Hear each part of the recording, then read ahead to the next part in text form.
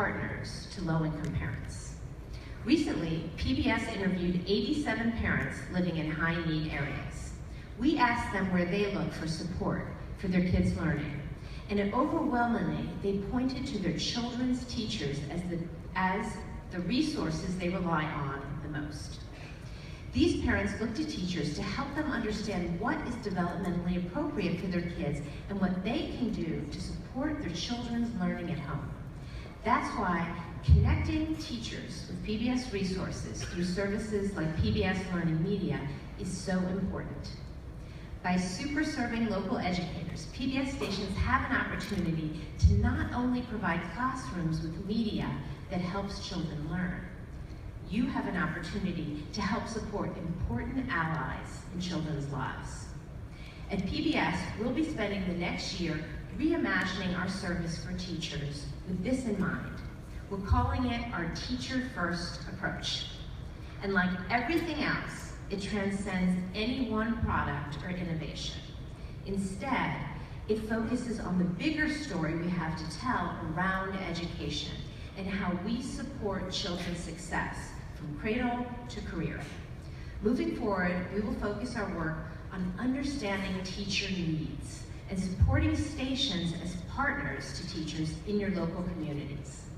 Like all of our priorities for the coming year, this revolves around one goal: leveraging our assets to help close the opportunity gap for underserved children. By partnering with parents and teachers to make sure our kids have access to PBS materials at home and in school. By creating more high-impact content and getting it to the people in your communities who need it the most. And by using every opportunity we have to tell the larger story of our mission, our legacy, and our future, we can make a true and lasting impact on children's lives. As we welcome Alicia Levy, Vice President of Education, to the stage, let's take a look at how teachers across the country are innovating in the classroom to do just that. Here goes. Oh, it's gonna be awesome. My name is Blair Michelot. Carla Jefferson. Andrew Issa. Becky Cotton. Here, and I am a digital educator. I want to provide opportunities to consume and create information in new ways.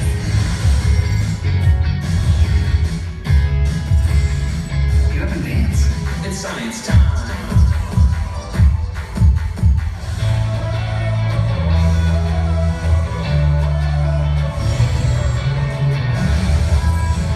When we create a culture of innovation, it drives student achievement.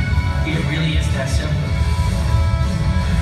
We are a classroom that breathes technology. The question is not, can students change the world? But when are we going to let them?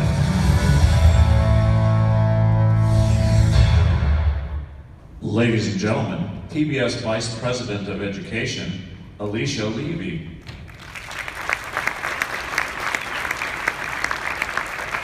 Good morning. I'm thrilled to conclude our morning session on children's media and education in partnership with some of the greatest storytellers our nation has to offer, educators. What you just saw in that spot I think is great. I would love to take credit for it. It had nothing to do with it. Those clips came from over 1,000 videos that educators sent to us from across the country to be part of our teacher community. Today, you will hear some of their stories. Their stories are your stories. Their students are your students, and their communities are your communities. Our network of local public broadcasting stations are on the front lines of the educational needs of our communities. And our collective mission is to ensure that we leverage the power of media to educate and to inspire, closing the opportunity gap for learners of all ages, regardless of their income level or their background. Each station has a unique story of impact and commitment to education. At the national level, we collaborate with you to create scalable solutions that you can leverage locally. Whether through broadcast programming, our work with early learners through PBS Kids, or community initiatives like America Graduate, we activate networks and leverage the power of storytelling to support education. 200 years ago, Horace Mann called education the great equalizer. But as we heard this morning from Robert Putnam, and we experience in our communities every day, the opportunity gap for children is growing. Children are increasingly at risk in schools that are overcrowded and underfunded. Educators, administrators, parents, and students are struggling to keep up with a changing world in an environment, U.S. classrooms, that is resistant to change. The eye-popping report released last month by the National Assessment of Educational Progress, Jonathan, there's a new acronym for you, that's NAEP, highlights the challenges that we face. While the graduation rate for high school seniors has reached over 80%, only 37% graduate proficient in math and reading. Those numbers are even worse for minority students. Only 17% of African American students and 25% of Hispanic students demonstrated reading proficiency upon graduation. The math proficiency numbers were even more disheartening. In classrooms, we strive to provide pathways for student success, especially for the most at risk. Research shows that the quality of a teacher has a direct impact on student performance. In the formal education market, the gateway to the classroom and to the student impact that we're looking for is the educator. These mentors, guides, advocates, community builders, and master storytellers are essential to the development and success of our nation's 55 million students. And as PBS members, it's critical that we take a central role in supporting these everyday heroes. Our Digital Innovators initiative is a great example of how we are working to strengthen educational outcomes in partnership with educators. This year-long professional development program is designed to foster and grow a community of highly engaged, tech-savvy educators who are effectively integrating digital media into their classroom to inspire learning. We connect these educators with your stations as they are interested in the same outcomes that we are, providing students with the building blocks they need to be successful in their careers and in life. They partner with everyone from parents to presidents. Among the many accolades within our educator community this year, we celebrated from Jessica Anderson from Montana, hey Montana PBS, wherever you guys are, and John Tierney out of Reno, KNPB, as they each recently were recognized at the White House as their state's Teacher of the Year.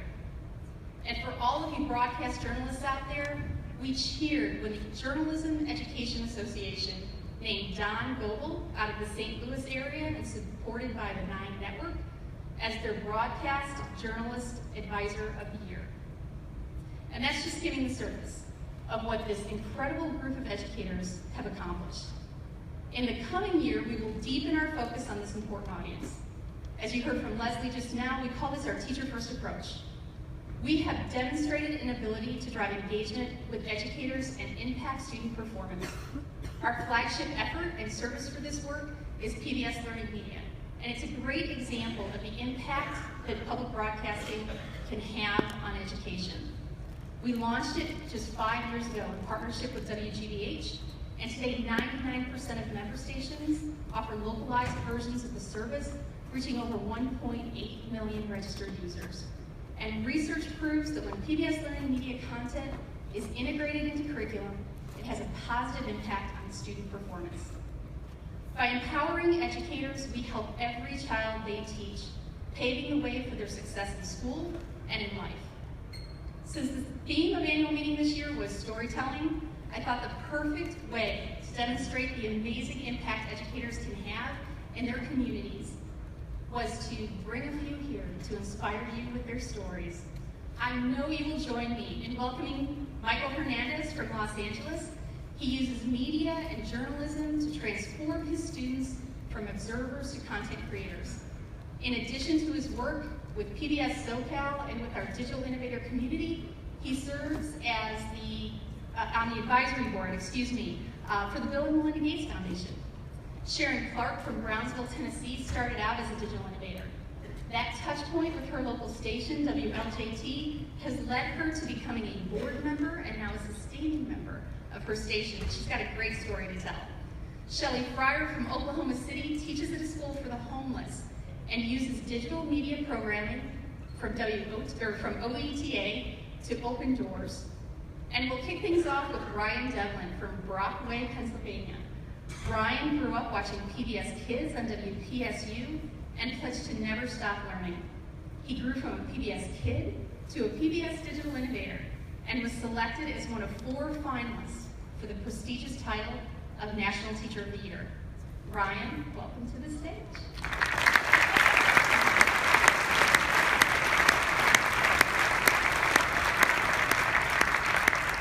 So my love for learning was first fostered by a big yellow bird and a friendly purple dinosaur. I danced with them, I laughed with them, they were my friends. I also traversed the neighborhood with Mr. Rogers, traveled the tracks with Thomas the Tank, and explored the world with Carmen Sandiego. We marveled at reading rainbows, became ghostwriter detectives, daydreamed with Wishbone, and chanted, Bill, Bill Nye, the science guy. PBS played a large role in my childhood, thus enabling a small-town boy like me to imagine and wonder about a world that was bigger than my own. Nowadays, I stream documentaries, listen to podcasts in my car, and go online for news, and swap resources with educators around the world via social networking. My daily consumption of social media actually inspires some of my very best lessons. Instead of bland textbooks, endless worksheets, and lengthy lectures, I strive to make learning more relevant, more engaging, more hands-on. For our biography unit, we have students that research influential figures like Dalai Lama, Jane Goodall, Nelson Mandela, and then make them come to life at our Living Wax Museum. My students actually know the person they've researched so well that they can speak from their person's perspective while telling stories and answering questions. I'm also a huge fan of TED Talks. I listen to a lot. But some of my favorite TED Talks are actually the ones that my students give. They study the structure and format of TED and learn how to deliver their own short, insightful, powerful speeches. We meet a lot of new people throughout the year, too. We've Skyped with refugees in Africa, chatted with authors on Google Hangouts, and interacted with community members during our Mama Tea service projects, which was inspired by the work of Mother Teresa. It can get competitive at times, too, especially during our Shark Tank argumentative pitches. Students also compete against each other in a celebrity-like apprentice fashion while writing magazines in groups, and then getting constructive feedback from their writing during the boardroom meeting. When students are fully engaged, that's when they learn at full capacity. I've been teaching 11th grade English for the past 8 years, but last year I decided to try something completely new. I moved to Australia and taught 2nd grade. Teaching an entirely different curriculum to 7-year-olds put me out of my comfort zone, to say the least. I had to teach students math using the metric system. And instead of discussing Charles Dickens, I was learning about Captain Underpants. The way that I taught 11th grade was not the way that I taught 2nd grade. So PBS Learning Media came to my rescue on many days. I also found out that Oprah Winfrey was going to be visiting Australia, and I immediately envisioned a lesson. I told my 2nd graders, guess what? Oprah Winfrey's coming to Australia, and they erupted with excitement. But then I realized they didn't even know who Oprah Winfrey was. They were just excited because I was excited about it. So I thought that this would be the perfect opportunity for my students to learn about Australian geography, along with working on our narrative writing. And I suggested to students, let's write a book for Oprah. And they were like, yeah. So in our story, Oprah lands in Australia in Sydney. And as she's getting off her plane, a naughty kookaburra swoops down and steals Oprah's passport right out of her hand, thus sending Oprah on a wild adventure all across Australia.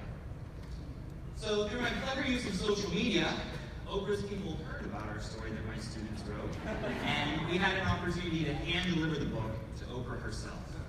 That was my aha moment.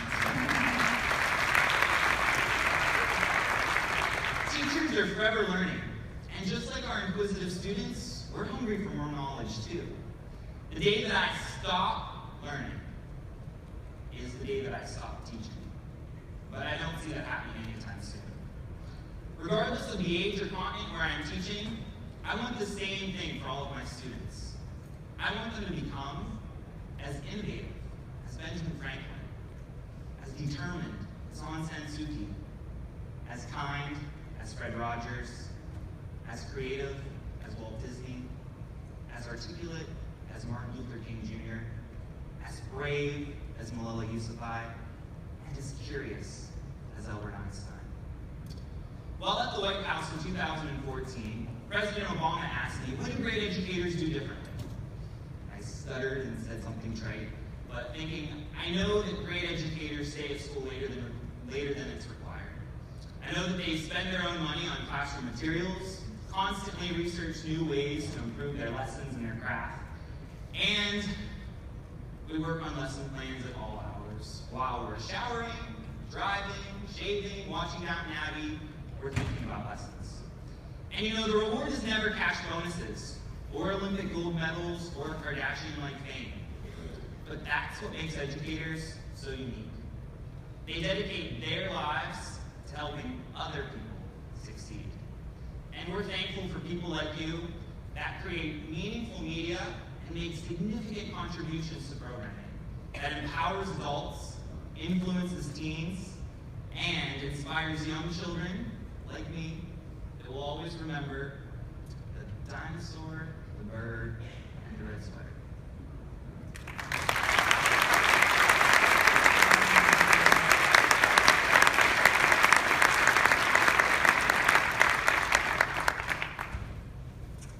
In Oklahoma, 1 out of every 21 children is homeless. According to the National Registry on Family Homelessness, approximately 1.6 million children will experience homelessness over the course of a year. On any given day, 200,000 children have no place to live. My school, Positive Tomorrows, is Oklahoma's only elementary school specifically for homeless children. We give kids stability and a quality education while their parents get the support they need to create a better life. Over the past 25 years, we have collected countless success stories, but the need continues. Together, with the help of our local communities, we can break the cycle of homelessness and poverty, because failure is not an option. My students have big dreams. In their recent I Have a Dream speeches, many of them dreamed of going to college, getting good jobs, becoming doctors and lawyers. Yet the ones that moved me the most were the dreams of families coming together to have a peaceful dinner. Dreams that their families could live together and see each other often. And dreams of kids fighting, or not fighting, and getting along. I have one student, and she dreams of being a teacher someday so that she can help other kids learn. In her How to Have a Dream speech, she dreams that our school could give clothes to the local homeless shelter so that when they showered, they would have clean clothes to wear. You see, Anastasia and her 3 siblings have lived in 3 different shelters, numerous motels, and a condemned house with no running water and no electricity. And because her family didn't have running water, they took their showers at the local day shelter. She has experienced the effects of drug abuse, hunger, violence, and chronic lice. However, not once this year has she ever given up on learning. When she comes to school, she just wants to be a regular kid. For her Black History project this year, she created an amazing iMovie trailer and an ebook on astronaut Mae Jemison. And thanks to Nova Special Science Now, she was able to learn from Mae Jemison herself.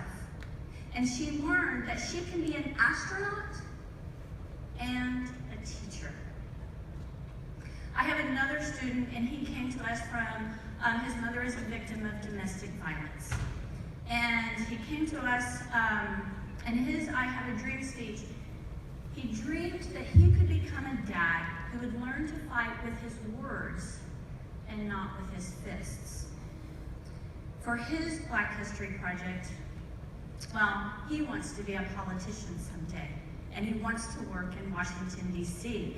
And because of his interest in politics, it has really challenged me and our class to learn about this year's elections. And so thanks to Election Central, we have been able to keep up with the elections this year and the debates.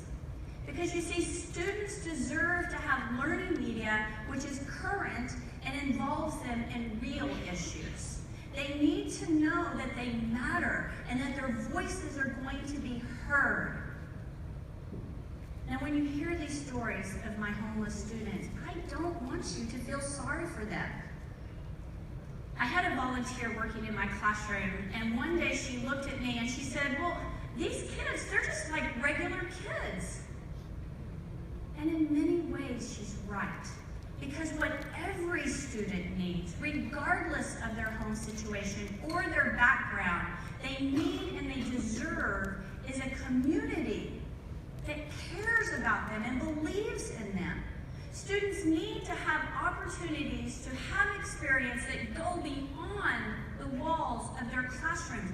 They need teachers and community members who will empower them to have choice and to have voice. They need people who will commit to connecting, validating, and educating them in the ways that they learn best. Students need to be prepared for these jobs of the future. In my classroom, we have a maker studio, and we spend time on STEM activities.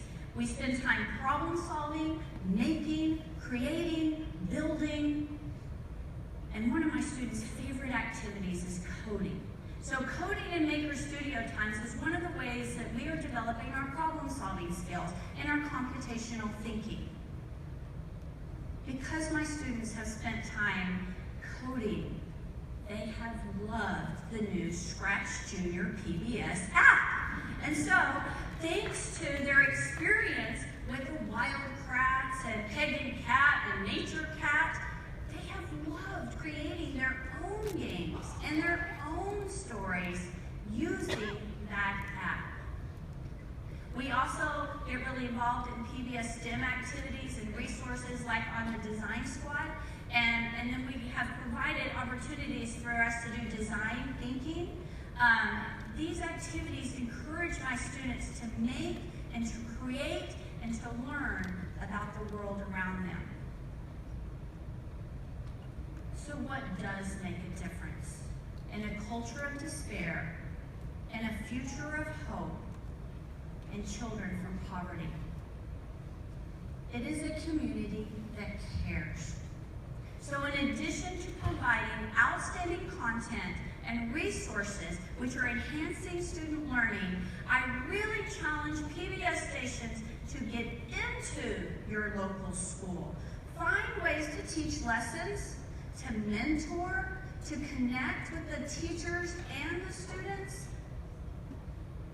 Because, you know, I have a dream that someday all students will have a school where learning is relevant, where it's engaging, and where it is full of people who care about them, where every student is free to learn in the ways that they learn best, where your value as a student is not determined by a grade or a test score, but whether you are engaged in that learning process. I have a dream that one day communities will come together to ensure that all students feel like their voices are heard and that they are prepared to create their futures. Failure is not an option.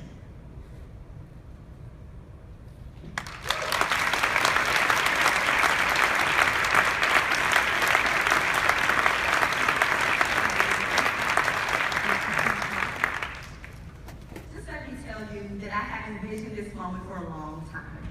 And now here we are, you and I, here in Chicago, together. Thank you for allowing me to stand in the presence of greatness on today. It is a moment that I will treasure for the rest of my life.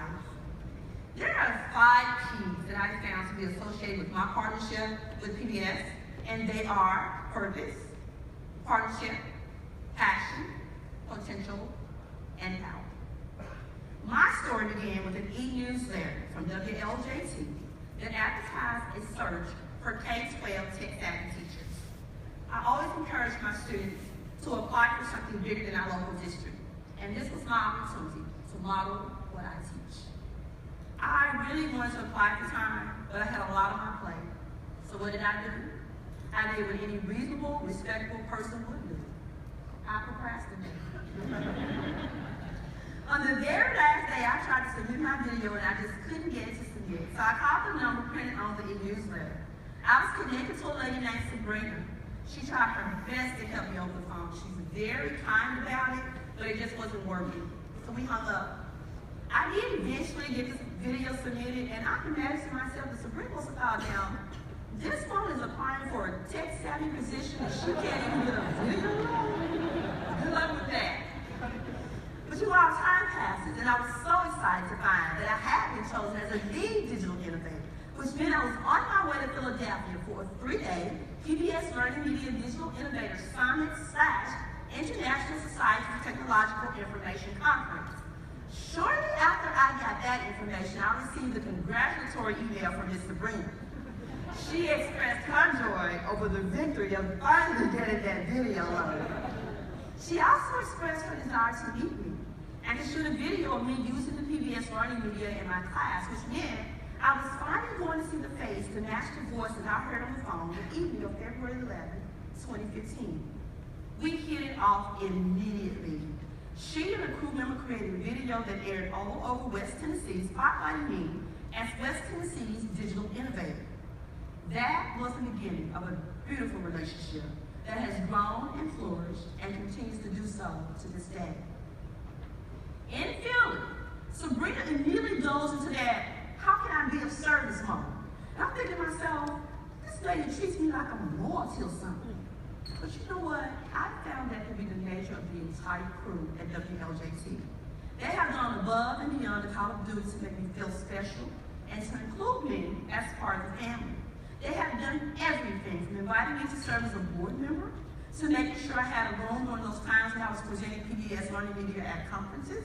And for that, I am truly grateful.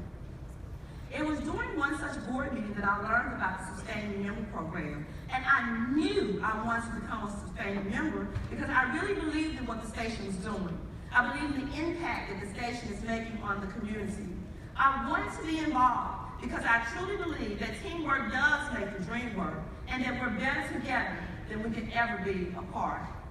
Seeing the integrity of the WLJT family coupled with the trusted PBS name convinced me that there was a purpose and that there was potential for this partnership.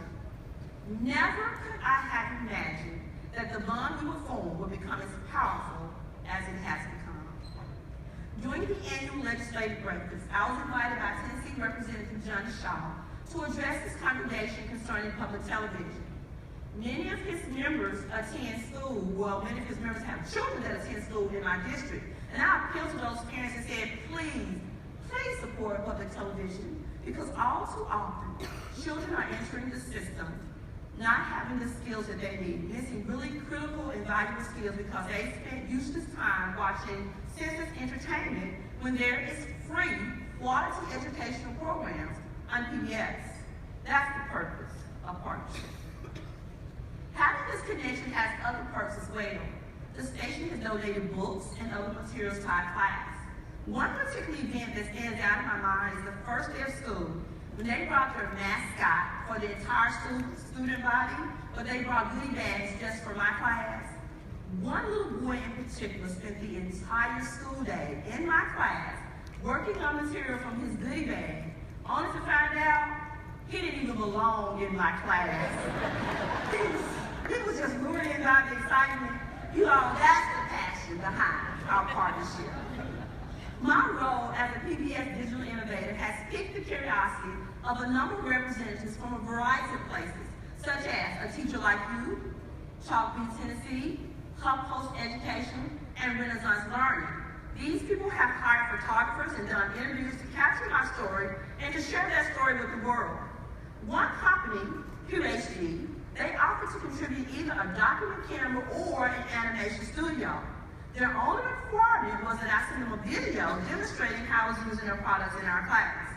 Well, they originally sent the document camera, and upon me submitting my video and building a relationship with their team, they sent the animation studio as well. That's the passion and power behind our partnership.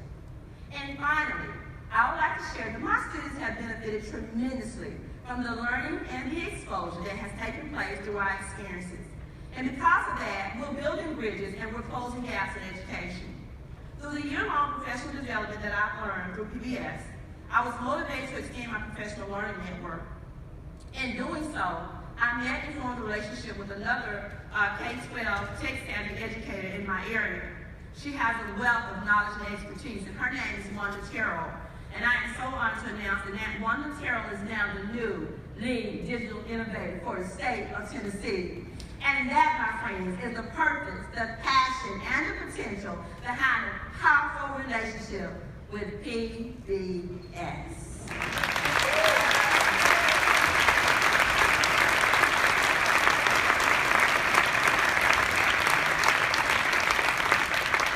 Good morning. Thank you for inviting me to speak and for letting a group of teachers have a chance to share ideas with you. You might have wondered why teachers were asked to speak to a group of television professionals, but we have a lot more in common than you might think. First, I'd like to share my personal story of PBS. Long before I directed a live pledge drive for Valley Public Television in Fresno, California, and about the same time the kids' show Zoom was airing, I had an amazing experience with PBS in elementary school. My 6th grade teacher, Mr. Mattis, screened the entire Cosmos series for us. This was the original series with Carl Sagan. You remember the big hair and the bell bottoms, that spaceship set that looked like an 80s version of the Star Trek bridge, right? We explored black holes and supernova, traveled at light speed to other galaxies, and were fed volumes of information about astronomy and the history of the universe. But I hate to admit that I just don't remember most of those facts. Sorry, Carl. Actually, I do remember one. The universe has as many stars as there are grains of sand on all the beaches of the world. Beautiful, isn't it? I can hear the writers and producer of the show right now cringing. All that work and that's all he got out of it? The science lessons were important, but the more powerful message, the most important effect of the show, was that it inspired awe in a 6th grader, and a desire to continue my own learning long after the program aired and the television was turned off. What I learned from Carl Sagan was that the best learning comes from stories. He was exploring the universe as a scientist, but more importantly to me, he was exploring the universe as a philosopher and a poet. Mr. Mattis also showed us the Life on Earth series, hosted by Richard Attenborough. It was a fascinating exploration of evolution as we traveled around the world to discover animal species old and new. It was a global adventure, you know, we went to deserts, rainforests, oceans, dry lake beds on most of the continents. Again, only certain particulars stand out in my mind. Fish flopping around in the mud, giant tortoises on Galapagos, Attenborough's passionate British accent. We watched these compelling series to learn about history and science and evolution. I focused on the set design of the Cosmos spaceship, and my friends and I laughed when Attenborough pointed out details in fossils with his middle finger. I mean, we were 6th grade boys, right? So here's the lesson in this. We each find our own learning moments. We take away from lessons or TV shows those ideas and elements that interest us the most.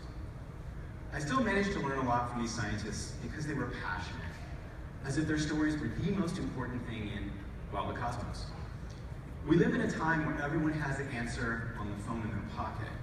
So instead of worrying solely about facts and information being dispensed through a narrator or a host or a teacher, we need to be concerned about our audiences, to meet them where they are so that we can inspire them to continue asking questions about the world. PBS programmers, like good teachers, need to provide experiences that allow audiences to discover their passions and find their own meaning. Curiosity is the secret to learning. Storytelling is the secret to teaching and learning. As a film and journalism teacher, I use storytelling as a vehicle for learning adventures every day.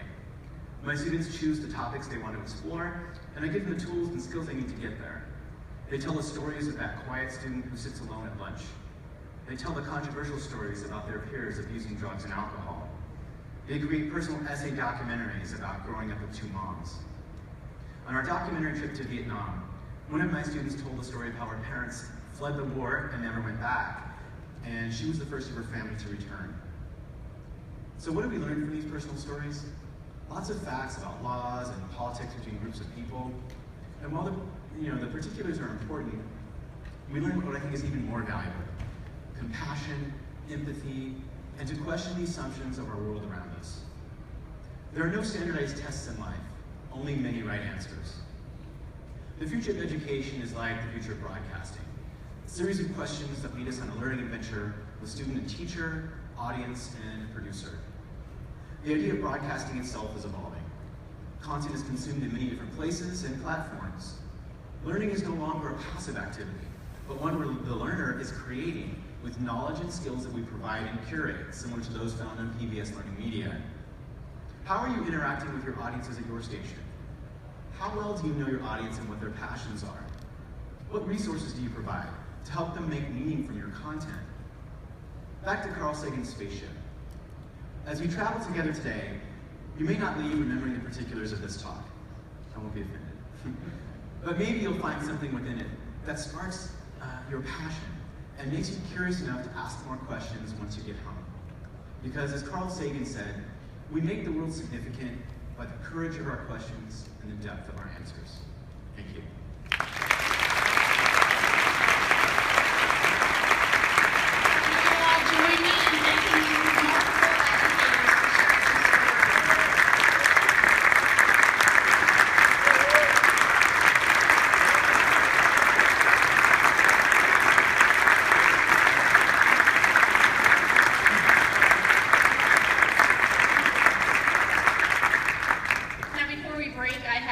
Special guest that I'd like to bring out. I'm going to ask you all to put your phones away. I know you've been busy posting photos of us.